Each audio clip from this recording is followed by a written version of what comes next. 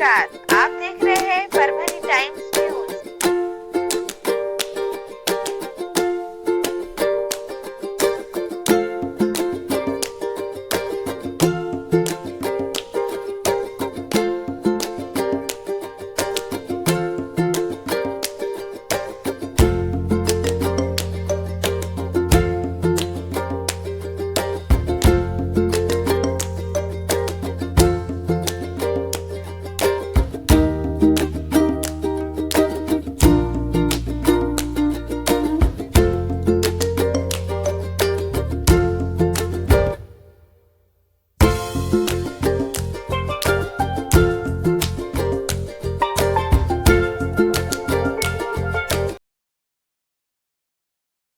आषाढ़ी एकादश त्या निमित्तानं सगळ्या बंधुओं हार्दिक शुभेच्छा।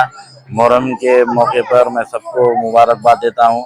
आज जे आम्ही हे कार्यक्रम ठेवलेला आहे हे मुस्लिम हिंदू एकत्मा येण्यासाठी एक आम्ही कार्यक्रम केलेला आहे आणि दर टायमाला दरवेळेस आम्ही एकत्रच आहात। इकडले जे वार्ड क्रमांक 12 मधील सगळे रहिवासी जे आहेत आम्ही सगळं विसरून जाण्यासाठी हे आम्ही सगळं करत आहेत आणि मुनीम कॉलनी, पुरशी कॉलनी, बाबर कॉलनी, शांती निकेतन, शिक्षक कॉलनी हे सगळे इकडे रहिवासी एकत्र येऊन हे आम्ही दिंडीमध्ये सगळ्या कार्यक्रमामध्ये सामील होऊन आम्ही सगळे माझे सहकारी पूर्ण बादल भैया मित्रमंडळाची टीम दादा यांनी आम्ही सगळ्यांनी शुभेच्छा दिल्या, त्यांचं स्वागत केलं आणि आमच्यापासून एक संदेशद्वारे आम्ही फराळाचा पण कार्यक्रम ठेवलेला होता आणि सगळ्यांनी फराळाचा आनंद घेतला। सगळ्याचे धन्यवाद। आज वार्ड क्रमांक 12 तर्फे मी नगर चौक असल्यामुळे पर्व आषाढी एकादश व मोहरम निमित्त सर्व नागरिकांना हार्दिक शुभेच्छा देतो।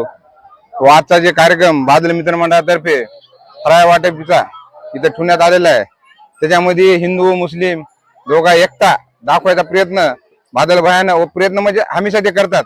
हिंदू लोकांसाठी हमेशा झटणं, सगळ्या गोष्टी करणं आणि फराळाचे आपले छत्रपती शाहू महाराजांची दिंडी, विद्यार्थीची दिंडी, वारकरी मंडळी, बाबर कॉलनी, मुनीम कॉलनी, नंतर तुमचं पुरशी कॉलनी, या शिक्षक कॉलनी, या सगळ्या नगराचे वासी इथं कमीत कमी 200-250 लोक जमा झाले होते। त्यांना सगळ्या फराळाची व्यवस्था बादल भैया मित्र मंडळातर्फे करण्यात आली।